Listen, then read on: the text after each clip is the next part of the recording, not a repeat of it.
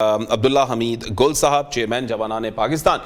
अब्दुल्ला साहब, अब हमने देखा कि अब जिस तरह से सालसी एक किरदार पाकिस्तान को मिला है, क्या देखते हैं, क्या वाकई ही ये सालसी करवाना चाहते हैं? क्योंकि हम ट्रंप का जो एक मिजाज देखते हैं, सुबह के टाइम कुछ और, शाम के टाइम कुछ और गुफ्तगू, क्या ये वाकई ही सालसी चाहते हैं इस वक्त ईरान के साथ, या फिर सिर्फ इस चीज को प्रोलॉन्ग करते हुए कुछ और तैयारी हो रही है?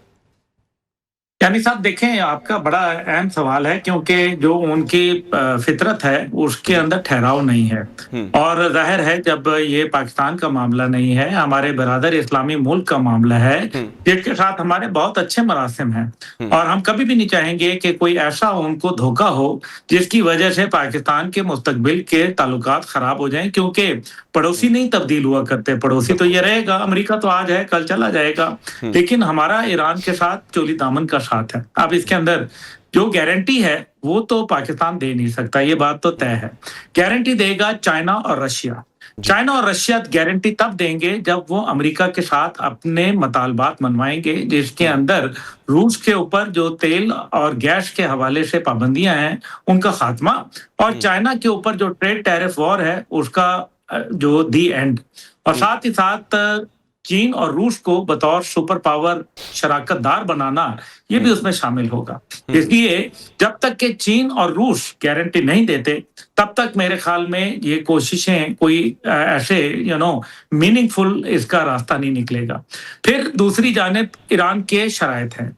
ईरान जो शराइत है वो हकीकत यह है कि वो बिल्कुल जायज़ हैं कि अमेरिका के अड्डे जो कि यहाँ न सिर्फ ईरान के लिए बाहर से जहमत बने बल्कि मशरिक वस्ता के ममालिक के लिए भी बहुत तकलीफ लेके आए, और बजाय वो वहाँ सेफ्टी प्रोवाइड करते वहाँ उन्होंने इनसिक्योरिटी प्रोवाइड कर दी।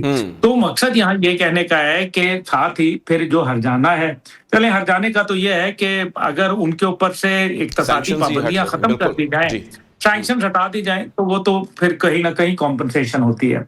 तीसरी जानिब जो सबसे बड़ी बात यह है कि अमेरिका क्या मुस्तकबिल में मजीद कोई हमले करेगा? अभी तो इसके अंदर जहां तो हम सारी अमन की बात कर रहे हैं, लेकिन वहां दो ऐसे गुंडे हैं, ऐसे बदमाश हैं, ऐसे दहशतगर्द हैं जो यहाँ इसको अमन के सिलसिले को पसंद नहीं कर रहे। एक का नाम इजराइल और एक का नाम भारत है। भारत और इजराइल को मालूम है कि जिस दिन अमेरिका यहाँ से नामुराद वापस लौटा, जो कि लौटना है इंशाल्लाह, तो उसके नतीजे के अंदर भारत को तो पाकिस्तान हड़प लेगा, और दूसरी जानिब इजराइल को तो खैर बनानी पड़ेगी ईरान के हाथों। इसलिए ये दोनों ममालिक हत्तुल इम्कान कोशिश करेंगे कि जंग इंतहाई भयानक हो जाए। और इसके अंदर जो चीन की बात है वो बड़ी अहम है। चीन ने आज ये बयान दिया है कि जो चीनी बाशिंदे इजराइल के अंदर है वो फौरन मुल्क छोड़ दे।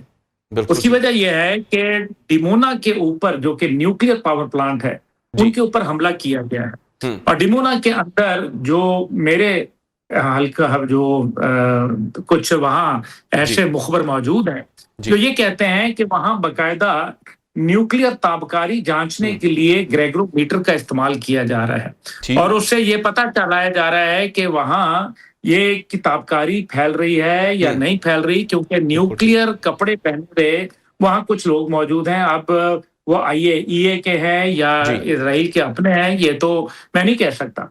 तो एक तो ये बात है।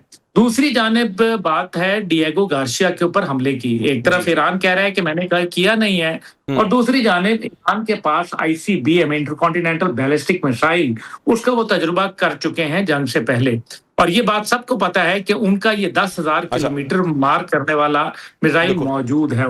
ठीक, अच्छा, एक और चीज अब्दुल्ला साहब, जो इस हवाले से अब हम देखते हैं, जहां पर नेतन्याहू के हवाले से हमने फिर उसको देखा भी किस तरह से वो वहां पर पहुंचा जब उसने दमूना पर हमला किया ईरान ने। तो अब क्या समझते हैं कि क्या, क्योंकि इस हवाले से फिर बहुत सारी जो है वो मामलात ऐसे बन जाते हैं कि जहां पर फिर कोई ना कोई एक ऐसा यानी कि एक सस्पिशन का एक अंसर आ जाता है, क्या वाकई ये वो है या कुछ और है? तो सर ये हो क्या रहा है, इस हवाले से क्या इतला? देखिए, अभी तक कुछ नहीं कहा जा सकता। मैं अभी भी समझता हूँ कि नेतन्याहू के जो ज़िंदगी या मौत की तस्दीक अभी तक नहीं हो सकी हम्म। और ये जो बातें सामने नज़र आई हैं, ये हाई टेक्नोलॉजी का इस्तेमाल के अलावा इससे ज़्यादा कुछ नहीं है। अमेरिका को दूसरी जानिब बहुत मुश्किलात का सामना है। जब भी बैरल जो 110 से डॉलर से ऊपर गया तेल और मिड टर्म इलेक्शन हुए, तो जी। उसके अंदर हुकूमती पार्टी को तकरीबन 20 से 24 सीटें हारना पड़ गईं। ये अमेरिका की तारीख है। ठीक। और अगर ये आप सामने रखें तो इससे ये पता चलता है कि अभी जो डॉलर की कीमत है तेल के हवाले से, वो आपके सामने है। अमेरिका के अंदर बहुत मुश्किलात पैदा हो रही हैं और जिस तरीके से उनकी एडमिनिस्ट्रेशन के अंदर इख्तलाफ हुए और ख़ास तौर पे जो केंट के हवाले से जो बातें सामने आईं, अब उसको कहा जा रहा है कि जो केंट तो बहुत ही कोई कमज़ोर आदमी था, उसके तो कोई हैसियत नहीं थी। ठीक। क्या बात कर रहे हैं? वो डायरेक्टर था, उनका काउंटर इंटेलिजेंस का, कोई मामूली बात है? और उसका ये इस्तीफ़ा देना और वो बड़ा मुहज़्ज़ब अंदाज़ में लिखा हुआ, ठीक। उसको पढ़ें तो सही, बिल्कुल उसके ठीक। अंदर पूरी तफ़सीलात लिखी हैं। अब बिल्कुल जो ठीक। जो बात है इज़राइल के हवाले से और ये जो नेतन्याहू के, अप्रैल में तो उन्होंने इंतखाबात करवाने थे और वहाँ इंतखाबात तो क्या, वहाँ तो सांस लेना मुश्किल हो रहा है। सांस लेना मुश्किल हो तो रहा है, बिल्कुल ठीक। ये है कि चीन ने ये जो बात कही है, इससे दो बातें सामने आ रही है। या तो ताबकारी है और या फिर ईरान एक ऐसा बड़ा हमला करने जा रहा है, जो शायद इज़राइल को तारीख में बदल दे।